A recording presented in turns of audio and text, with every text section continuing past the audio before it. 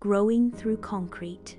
Tim used to be the kind of boy teachers praised and neighbors greeted with a smile. He was polite, intelligent, and always ready to lend a helping hand. Whether it was carrying groceries for the elderly lady down the street or volunteering for school activities, Tim was the kind of kid people pointed to and said, "He's going places." But that version of Tim began to fade the moment his family moved to the city. It was supposed to be a good change as father got a promotion and they could finally afford their own apartment. But to Tim, it felt like being trapped. The city was loud and restless. Their apartment, tucked into the 9th floor of a high-rise building, was cramped and lifeless. The air smelled like burnt rubber and smoke, and the traffic never stopped screaming. Back in their old neighborhood, evenings were quiet and the sky was full of stars. Here, the only view was of other buildings and gray rooftops. At first, Tim tried to adjust. He kept up with school, tried to make friends, and told himself it was just a phase. But slowly, something in him began to shift. He started getting headaches and couldn't concentrate in class. He stopped playing football, the sport he loved. There was no park nearby, no space to run. He spent more time in his room with the curtains drawn, staring at his phone or sleeping. At school, teachers began to notice the change. The once top student now sat at the back of the class, often distracted and sometimes even disruptive. He got into arguments over small things, didn't complete assignments, and occasionally stormed out of the room. His parents were called in more than once. His mother, Emmy, tried to talk to him. "You barely speak anymore, Tim. What's going on with you?" He gave her the same answer every time. "I'm fine," but he wasn't fine. He felt trapped in a world that didn't breathe. Every sound felt like a scream, every breath like a burden. The concrete jungle outside their window made him feel like a prisoner, and his thoughts began to echo that suffocation. It was after a particularly bad day at school, when he shouted at a teacher and slammed the door on his way out, that he was sent to the school counselor, Mrs. Sarah. He sat down in her office, arms crossed and jaw clenched, ready to be lectured. But she didn't scold him.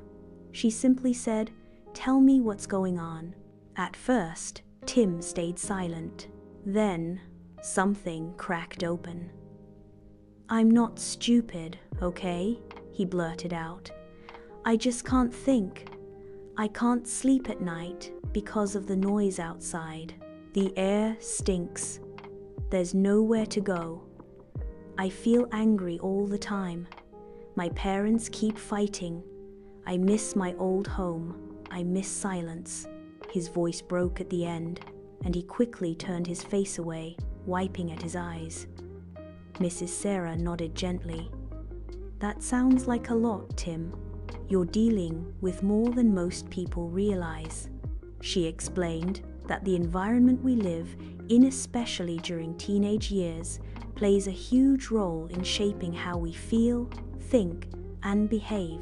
Pollution, noise, lack of green space, and family stress can all add up and create a kind of emotional overload.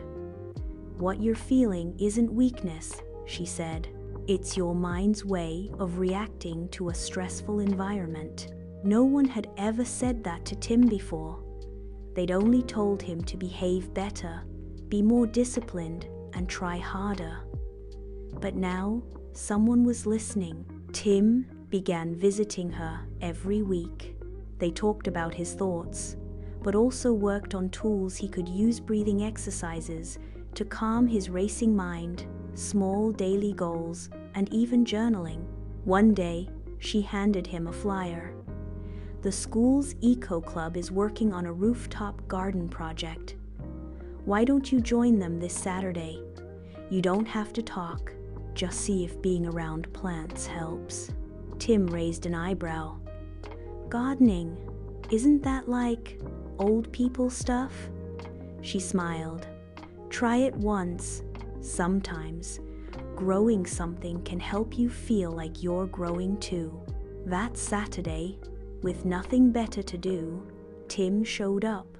He didn't expect much, but he was surprised to find a group of students around his age, setting up pots, watering herbs, and laughing as they worked under the sun.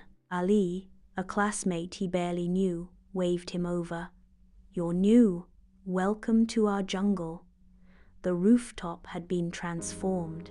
What was once dull cement now held rows of green tomatoes, mint, even sunflowers. Tim felt something he hadn't felt in a long time. Peace. He started showing up every week. There was something calming about digging into the soil, watching leaves unfurl, and seeing life grow in the middle of the city's chaos.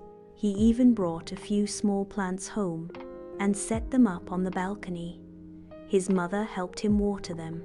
"These are beautiful," she said one evening, stroking the leaves. "It feels like a little piece of our old home." Tim nodded. "It helps me breathe." His behavior slowly began to change. He wasn't perfect, there were still bad days, but he snapped less, studied more, and even started helping other students who were struggling. The teachers noticed. His father did too. "You're doing better, Tim," his father said one night over dinner. "I'm proud of you." Tim looked out at his balcony garden, the moonlight casting shadows on the leaves. "Maybe we all need a little green to grow," he said quietly. Months later, Tim stood in front of his class, giving a presentation for his science project. His topic: how environmental stress affects teenage behavior. He spoke with confidence, his voice clear. "We often think kids act out because they're lazy or rebellious," he said. "But sometimes the real issue is the world around them.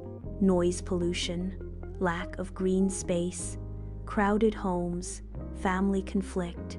These things build pressure inside us, especially when no one's listening." He paused. "I used to think something was wrong with me, but now I know my mind was reacting to stress, just like any mind would. And it got better when I changed what I could and found support." The room was silent for a moment, then filled with applause. Even his strictest teacher gave a small smile.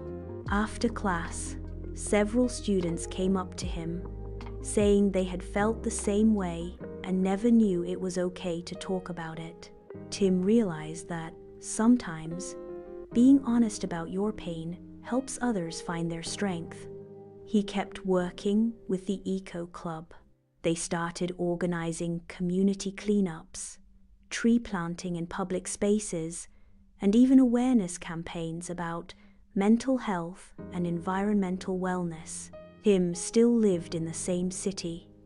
The traffic still roared, and the air still smelled like smoke, but he had learned how to create little pockets of peace within his surroundings and within himself. Because even in the harshest environment, something beautiful can grow. Now he thought how our environment plays a powerful role in shaping our thoughts, emotions, and behaviors, especially during the sensitive teenage years. When young people act out, it's often not because they're bad, but because they're reacting to stress they don't know how to process. Instead of blaming them, we should understand the root causes and create supportive, healthy spaces, both physical and emotional, where they can thrive. Like plants trying to grow through concrete, teenagers too need care, light, and room to breathe.